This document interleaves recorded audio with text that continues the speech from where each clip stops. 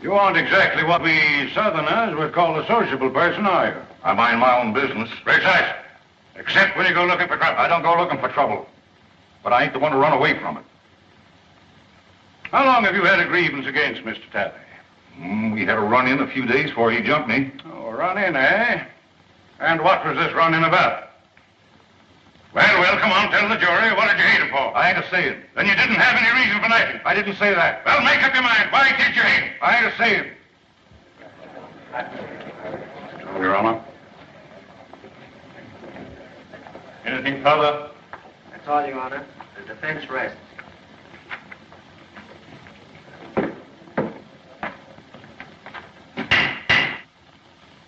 This court will adjourn till tomorrow morning. It is our hope that the summations will be brief, so that we may all attend the reunion ceremonies, which begin at noon.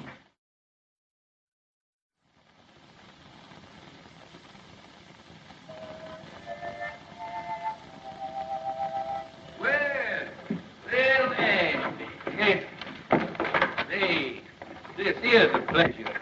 I don't get the chance to do this often. You certainly does me honor. Here, Jeff, make the Reverend comfortable there.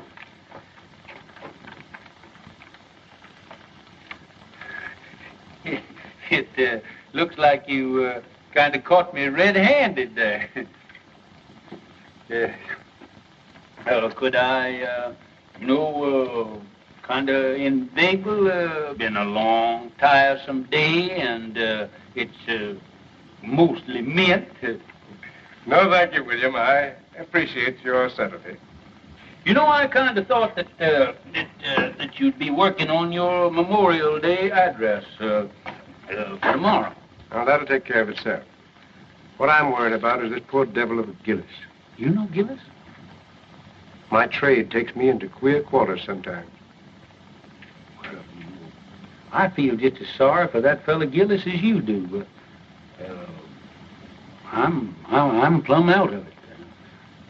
Hart got the best of me. He sure did. Case is closed. It's all settled. And I don't think Hart will, he'll be fool enough to reopen the case for nobody or nothing.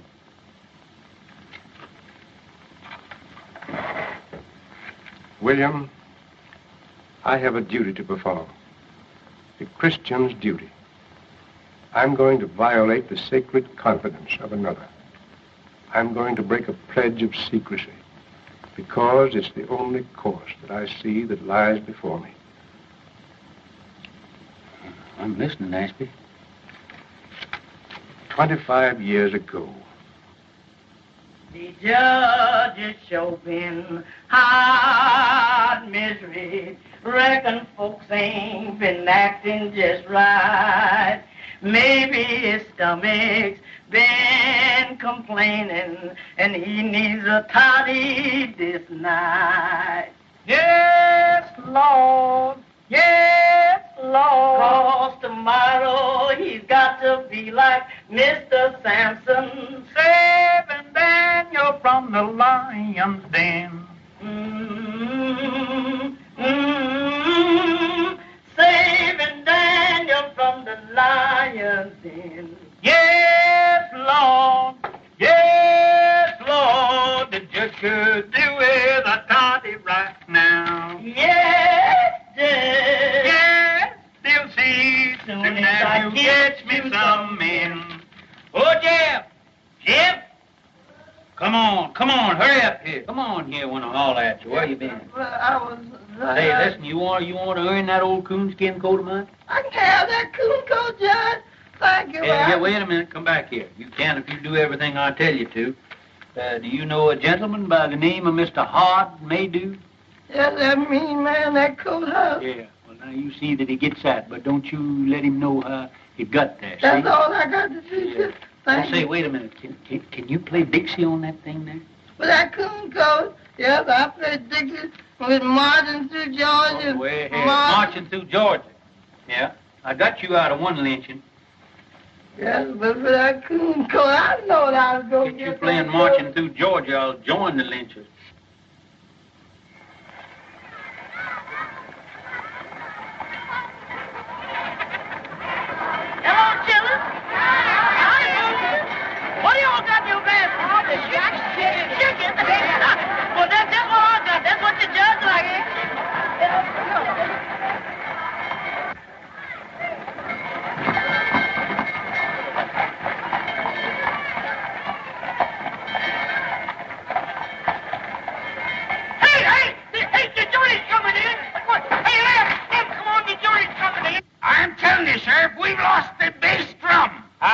you lose a bass drum? Someone stole it. We need it for the parade.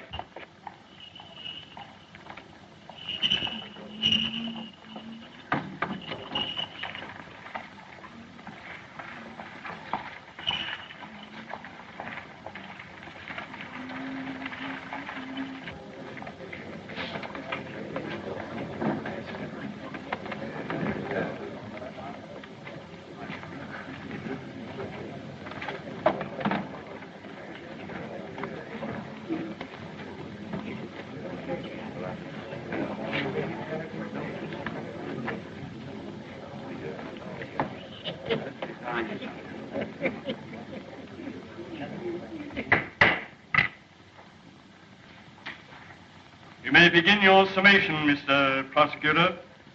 May it please your honor. Since adjournment yesterday, certain information has come into the hands of the Commonwealth, which, in the interest of justice, impels me to reopen the case. The Commonwealth desires to recall the defendant Gillis for further cross-examination. Very well, Mr. Maydew. Proceed. Robert Gillis, take the stand.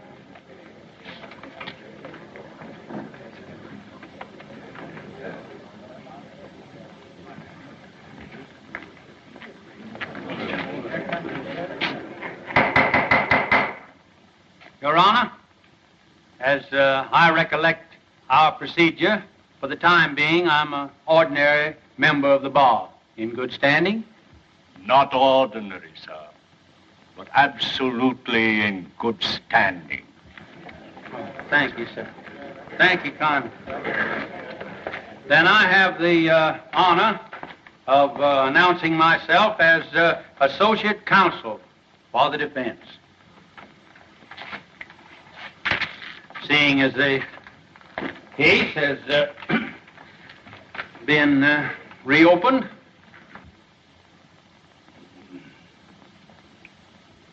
Mr. Gillis, were you always a man of turbulent and violent nature? I always left them alone as left me alone. Is that so? What was the name of the man you once upon a time murdered? I never looked on it as no, it wasn't murdered. A man was killed, wasn't he? Yes. And they stuck you in jail, didn't they? Yes. And they charged you with murder, didn't they? Yes. And the jury found you guilty, didn't they? Yes. Were you sentenced to be hung? No, I went up for life. Did you escape or were you pardoned? I ain't a-saying. I won't tell you no more no matter what you ask me. You don't need to. Judge Priest, your witness. no questions, Your Honor. But, Uncle Billy, hasn't the defense any evidence to offer in rebuttal, Judge Priest? One character witness, Your Honor. Mr. Clerk, will you kindly call Reverend Ashby Brand?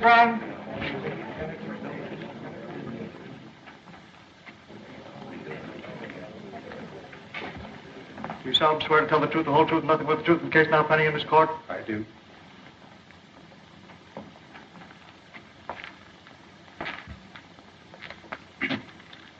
Reverend Brand, before you come to this town, what was your occupation? In my early manhood, before I took holy orders, I had the honor to be a captain of artillery in the late war. In the War of the Rebellion? No, sir. The war for the Southern Confederacy. Yes, sir. You're right, sir. That's right. He's right. My error. One moment, please, Your Honor.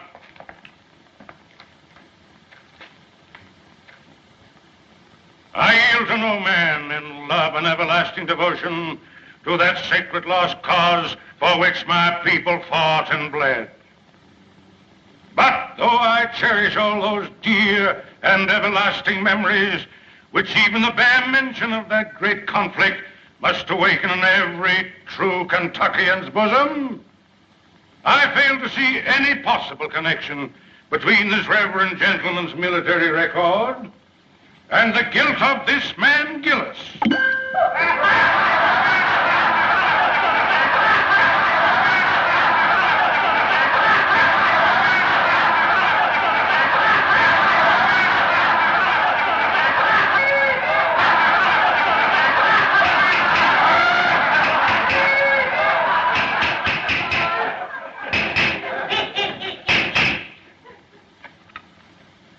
District Court will commit no grave legal error by allowing a minister of the gospel to tell his story in his own way.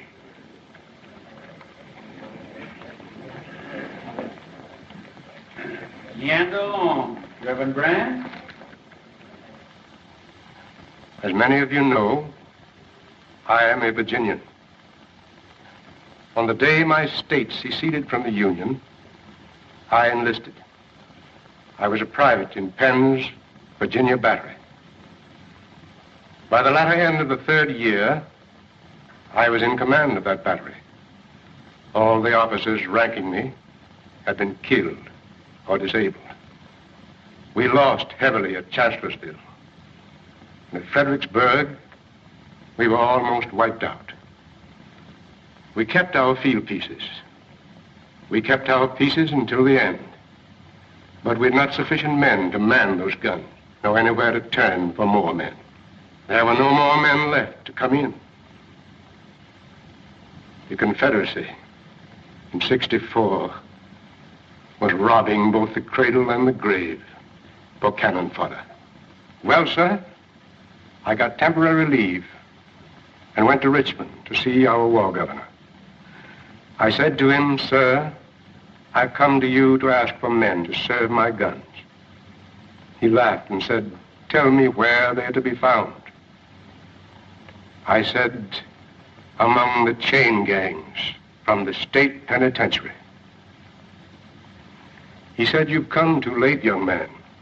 I've freed every convict that might conceivably be trusted with freedom. There are left only the lifers, and I dare not turn them loose.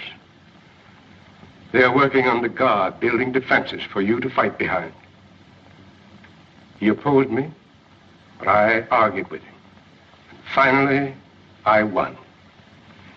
He gave me authorization, signed it, and with his own hand affixed the seal of the sovereign state of Virginia. I rode back to the line, sir, and I found my chain gang. I told them to drop their tools and line up before me. I told them, if you go with me, you go to face a hell of destruction and suffering and death. But I said, if you do go, you go as free men, as soldiers of the Confederacy. Your past will lie behind you, and your future, if you survive, is in your own hands. And I promise you this much: if you stand fast, if you do your duty, if bravely and honorably you acquit yourselves as men, then such of you as live through to the end, and some of you will live, are not to come back to this. It's for you to decide. Those who remain behind, stand fast. Those who come with me, advance one pace. Gentlemen of the jury, I tell you, they came at me like a wave from the sea. Every one of them. And as time went on, they won for themselves the name of the battalion from hell.